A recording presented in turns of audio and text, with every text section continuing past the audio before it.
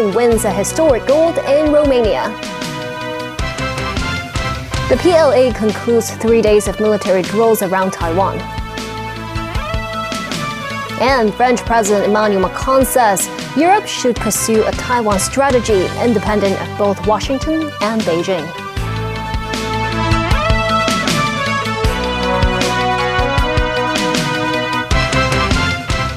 Good evening and thanks for joining us. The Hong Kong women's ice hockey team won a historic gold at the Ice Hockey Women's World Championship Division 3 Group A event in Romania. Team leader Annie Kwan thanked her team and promised the right anthem would be played before the ceremony. Secretary for Culture, Sports and Tourism Kevin Yeung also praised the team for their excellent performance. Jacky Lin reports.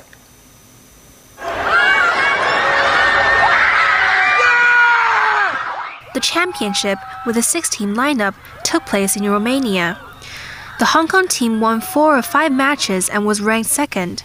They then defeated Estonia, winning 13 points in total. Lithuania, who were ranked first, lost to Ukraine and dropped to third place.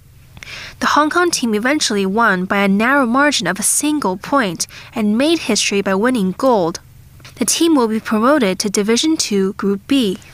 Apart from the win, player Ng Wing Hei was named the most valuable player.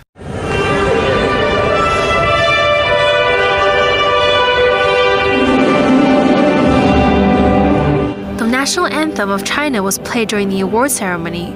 Before that, team leader Annie Kwan said she was going to make sure no anthem blunder would occur. Kwan said the government can rest assured that the correct anthem will be played and that she'll double-check it before the ceremony. Earlier this year, at the men's hockey game in Bosnia, a protest song was played instead of the Chinese national anthem. The team leader at the event was also Annie Kwan. Kwan said she'd like to express thanks to all players, male and female, as well as U18 players and their families. She's also grateful to the government for their support and resources, even though the sport has not been included in the Elite Vote Support Scheme this year. Sports Chief Kevin Yeung congratulated the team on reaching new heights and achieving good results. The Sports Federation and Olympic Committee of Hong Kong, China said the team showed what Hong Kong athletes are capable of and that they will continue to support their training. Jacky Lin, TVB News. In a statement, the Hong Kong Ice Hockey Association said the competition organizer downloaded the national anthem on their own and downloaded the wrong one. But the correct one was played for the Hong Kong team thanks to double-checking by the team coach. Annie Kwan, head of the ice hockey team, said the staff responsible for receiving the thumb drive with the national anthem did not hand it to the staff responsible for playing the song. And that's why the organizer downloaded the song on their own. Kwan added the first thing they did once they reached the competition venue every day was to check if the correct national anthem is used, and the team has been trying their best to follow the latest protocol. And on the last day of the Easter holiday, the arrival hall of the West Kowloon station was packed with people returning from the mainland. Mimosa Ngai spoke with some of the passengers. The arrival hall is buzzing with energy on the final day of the Easter holiday, with passengers streaming in from different places in the mainland, including Guangzhou and Shenzhen. People's Liberation Army forces carried out more drills around Taiwan. Beijing has now ended 3 days of military exercises around the island, saying they have tested integrated military capabilities under actual combat conditions. In comments made last week during his visit to China and published on Sunday, French President Emmanuel Macron said that Europe had no interest in an acceleration of the crisis over Taiwan. Daniel Rao tells us more. Leaked Pentagon documents reveal possible U.S. spying on its ally South Korea, as well as how deeply Washington has meddled in this Russia-Ukraine conflict. Nasri Karim has more. King Charles III will take a shorter ride to Westminster Abbey for his forthcoming coronation than when his mother was crowned in 1953. 2 coaches will be used for the journey to and from the Abbey on May 6. Matthew Bray reports. Buckingham Palace has slowly been releasing details of the coronation scheduled for early May. The scale of the event won't be as opulent as in 1953 for Queen Elizabeth, apparently to reflect the modern age and current economic woes. The royal carriages used will be the oldest and newest in the collection.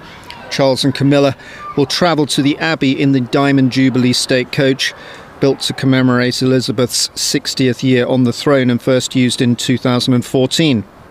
The interior is inlaid with specimen woods from places such as Balmoral Castle, from Osborne House on the Isle of Wight, the Palace of Holyrood House in Edinburgh, but also from places and people associated with British and world history. There's a fragment of Florence Nightingale's dress, for example. The 1.3-mile journey to Westminster Abbey is slightly less than the route Elizabeth took, and the service will be shorter than the 3-hour one that installed Charles's mother. After the service, the couple will return to the palace in the coronation procession, but this time in the 260-year-old gold state coach, which has been used at every coronation since William IV's in 1831. It was first used by George III for the state opening of Parliament in 1762. The coach is huge. You might be able to tell that from how I'm standing beside it. It's nearly 4 metres tall, it's over 7 metres long. It weighs 4 tonnes. Because of that, it can only be used at a walking pace, which really adds to the majesty and the stateliness of this great royal procession. In 2018, Queen Elizabeth described the journey from the palace to the Abbey as horrible, saying it wasn't comfortable, something the head coachman will be keen to avoid Charles saying. Obviously, because of the horses, you've got to, when you get on that position, you've got to be the person in charge, and you've got to show